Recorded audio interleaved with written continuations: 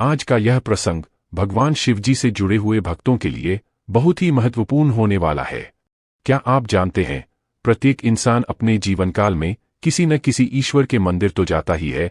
यदि आपसे पूछा जाए कि क्या आप प्रतिष्ठित मंदिर जाते हैं या फिर स्थापित मंदिर जाते हैं, तो शायद आपके पास जवाब ही नहीं होगा, क्योंकि यह है एक गहरा धार्मिक विषय है।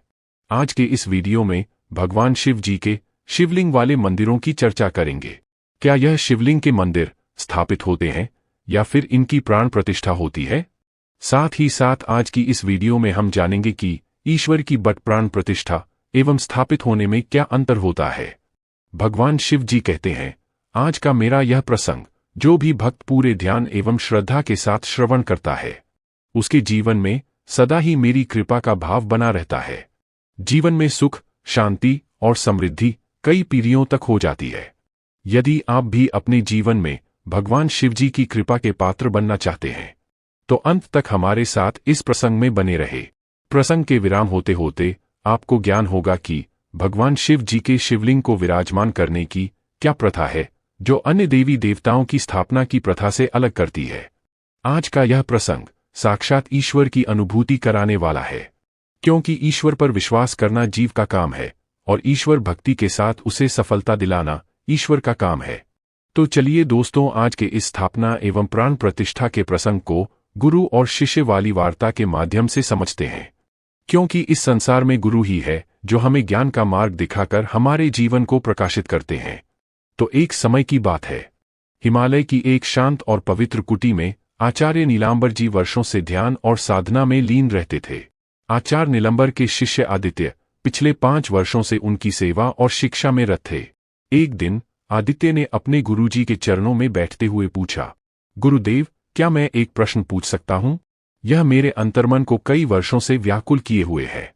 नीलांबर जी ने मुस्कुराकर कहा, पूछो पुत्र, जो प्रश्न तुम्हारे भीतर स्थिर न रह सके वही तो ज्ञान का द्वार खोलते हैं। गुरुदेव, क्या भगवान शिव के शिवलिंग की प्राण प्रतिष्ठा होती है या केवल स्थापना? मैं कई मंदिरों में गया, कुछ में मूर्तियों की प्राण प्रतिष्ठा की गई, परंतु शिवलिंग के संदर्भ में कहीं कहा गया कि भगवान शिव जी के शिवलिंग की केवल स्थापना होती है। यह भेद क्या है? गुरुजी गहराई से मुस्कुराए और बोले, यह प्रश्न साधारण नहीं था।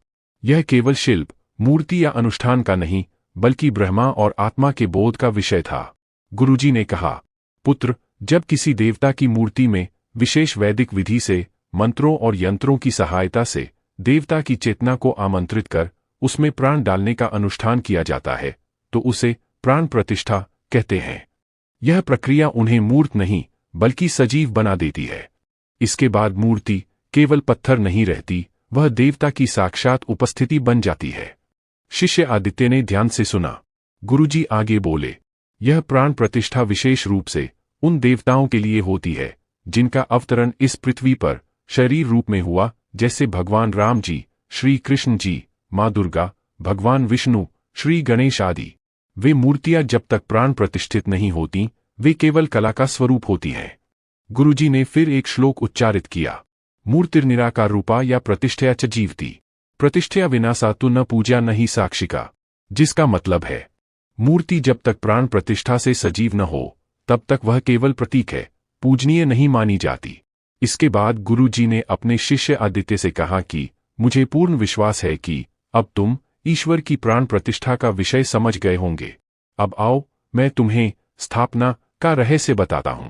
वह कौन से देवता हैं जिनकी प्राण प्रतिष्ठा नहीं होती है, जिनकी स्थापना होती है? गुरुजी बोले, जब किसी तत्व में पहले से ही ईश्वरीय चेतना सजीव रूप में समाहित हो तो वहां प्राण प्रतिष्ठा की आवश्यकता नहीं होती। ऐसे तत्व को स्थापित किया जाता है क्योंकि वह स्वयं ही प्राणस्वरूप होता है। और यही बात भगवान शिव जी के शिवलिंग पर लागू होती है। शिवलिंग वह प्रतीक नहीं, स्वयं शिव है, स्वयंभू है। आदित्य ने उत्सुक होकर पूछा, तो क्या शिवलिंग में प्राण प्रतिष्ठा नहीं होती? गुरुजी बोले, नहीं पुत्र, भगवान शिव अनादि, अनंत, अजर, अमर और निराकार हैं। वे किसी रूप के बंधन में नहीं आते। उनका शिवलिंग ही ब्रह्मांड की चेतना का प्रतीक है। शिवलिंग केवल स्थापित होता है और उसी में भगवान शिव सजीव रूप से उपस्थित होते हैं। गुरुजी ने उदाहरण देते हुए शिव महापुराण की एक चौपाई के माध्यम से बताया कि जहां भी शिवलिंग की स्थापना होती है वहां स्वयं शिव निवास करते हैं। गुरुजी ने कहा, शिवलिंग को प्राण प्रतिष्ठा की आवश्यकता नहीं होती है, क्योंकि भगवान शिव स्वयं अपने भक्तों को प्राण प्रदान करने वाले हैं। भगवान शिव अपने आप में चेतना है। शिव किसी शरीरधारी देवता की तरह नहीं, बल्कि स्वयं परब्रह्म हैं, जो साकार और निराकार दोनों हैं। इस प्रकार गुरुजी से समस्त जनमानस के कल्याण के लिए एवं ज्ञान चेतना की दृष्टि से ईश्वर की प्राण प्रतिष्ठा एवं स्थापना के विषय में बताया। फिर गुरुजी ने अंत में अपने शिष्य से कहा कि यह भी समझ लो पुत्र। गुरुजी ने कहा, प्राण प्रतिष्ठा केवल अवतारी देवताओं के लिए होती है, जिन्होंने मनुष्य रूप में जन्म लिया, कार्य किया और फिर लीला समाप्ति की। परंतु शिव का कोई जन्म नहीं, वे न आदि हैं न अंत, वे तो केवल तत्व हैं और शिवलिंग उसी तत्व की सजीव उपस्थिति है। इसलिए भगवान श्री राम जी ने भी रामेश्वरम में भगवान शिव जी के शिवलिंग की स्थापना की, न कि प्राण प्रतिष्ठा। उन्होंने स्वयं मिट्टी से लिंग बनाया, स्थापित किया और पूजन किया। यही सबसे बड़ा प्रमाण है। इस प्रकार गुरु जी के शब्दों से शिष्य आदित्य को इस पर की प्राण प्रतिष्ठा एवं स्थापना के विषय का ज्ञान हुआ।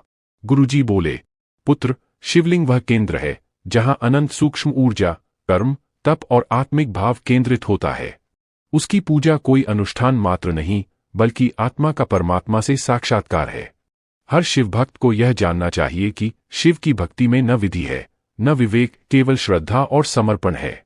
उनकी उपासना सजीव और सहज है, ठीक वैसे ही जैसे उनका स्वरूप।